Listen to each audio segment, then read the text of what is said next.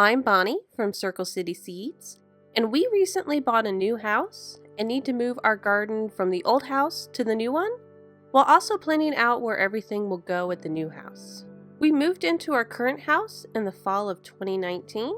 The backyard was already fenced in, and there was one raised garden bed in a not so great location, some flower beds around the house, and 3 small fruit trees. I brought over my compost bin that I've had for I think a little over 10 years now. It's got 3 sections. This is so I can have one section I'm currently adding to, one section that is just cooking, doing its own little thing, and we flip occasionally, and one section that can be for finished compost. The compost bin has been with me for a long time and has been through 2 other moves, so I'm crossing my fingers that it'll survive another move. Eventually, we will probably have to build a new one that has a better system of keeping the dogs out.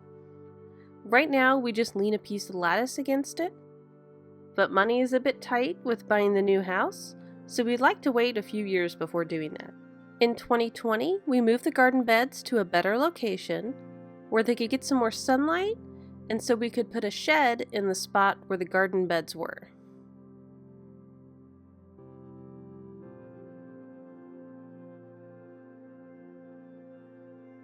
For the shed, we built a tiny deck for it to sit on because the ground was not level.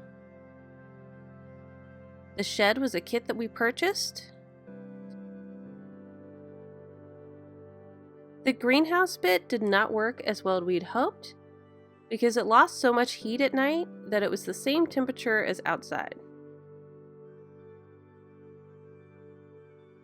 Some gardeners get around this by adding a space heater overnight, but I didn't feel comfortable doing that since everything is wood and very flammable.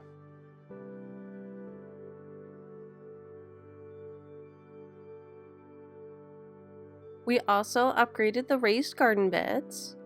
We designed these new beds to be 4 foot by 8 foot on the inside and have 4x4 supports on the outside. We then added this top board so I could sit or place my tools. Shortly after installing the garden beds, we purchased cattle panels to create arches for plants like cucumbers, melons, and beans to grow vertically. We attached these to the garden beds with T-posts. We ended up taking advantage of the holes in the T-post and screwed them to the inside of the garden beds. We attached the cattle panels to the T-posts with zip ties, which can wear out over time, so we'll have to keep an eye on them or upgrade to some wire attachments.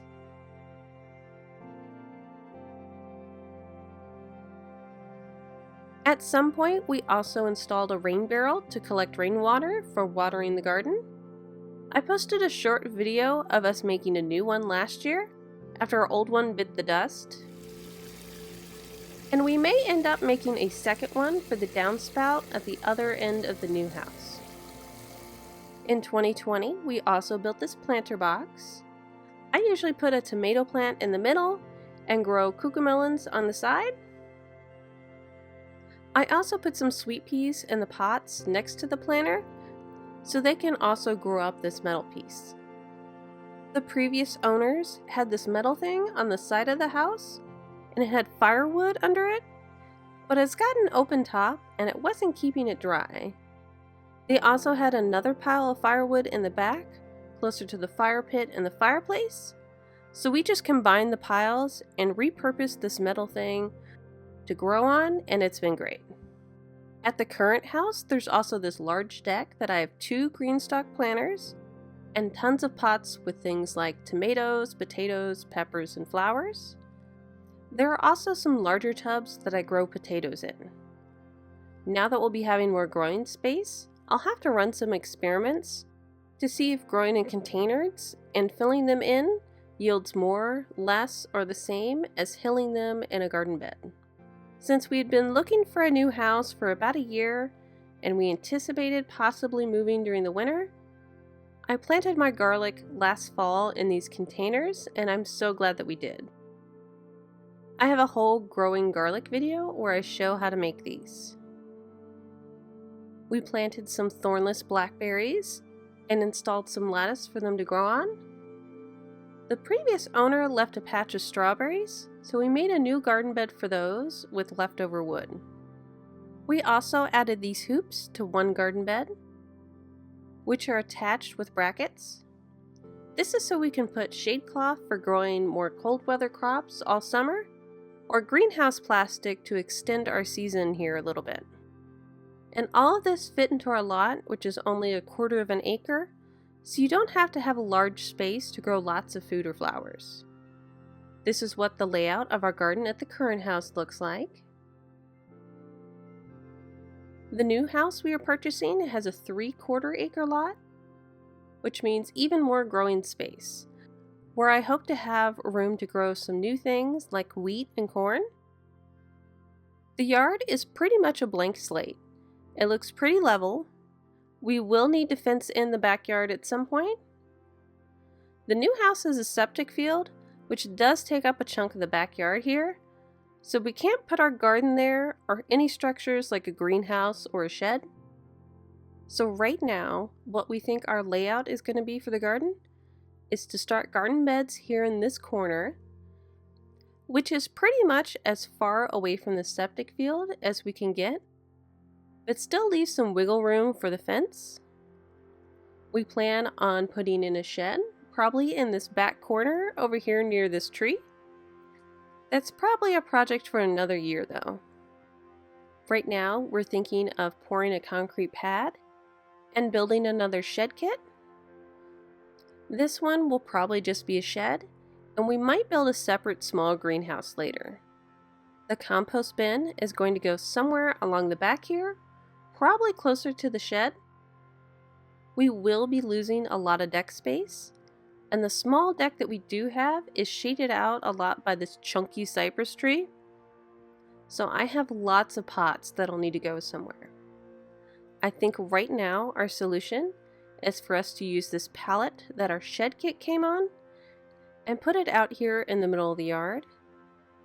This is not only going to be a spot for the plants, but it's also going to serve as a marker for where the edge of the septic field is.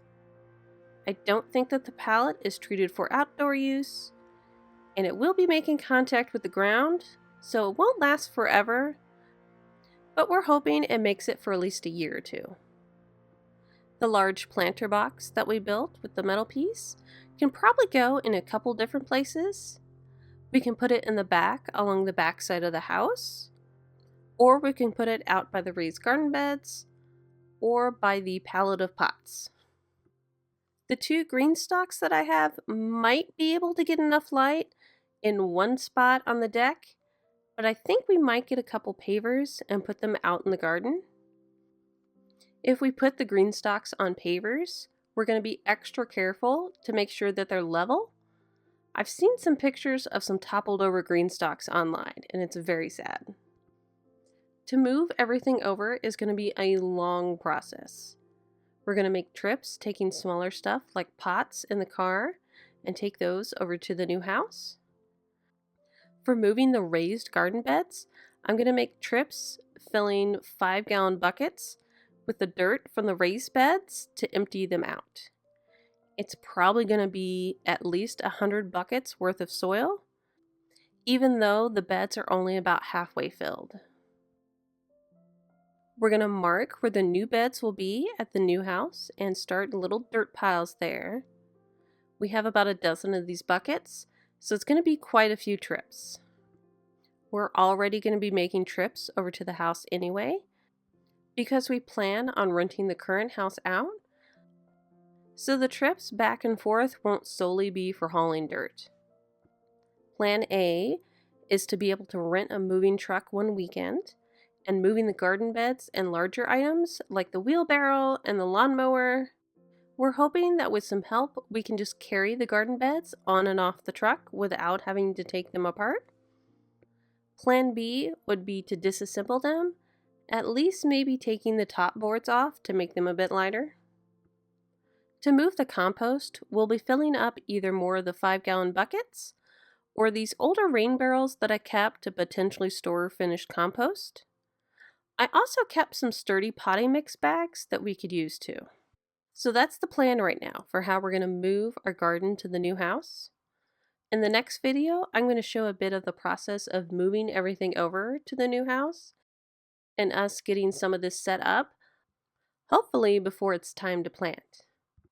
So wish us luck and happy gardening!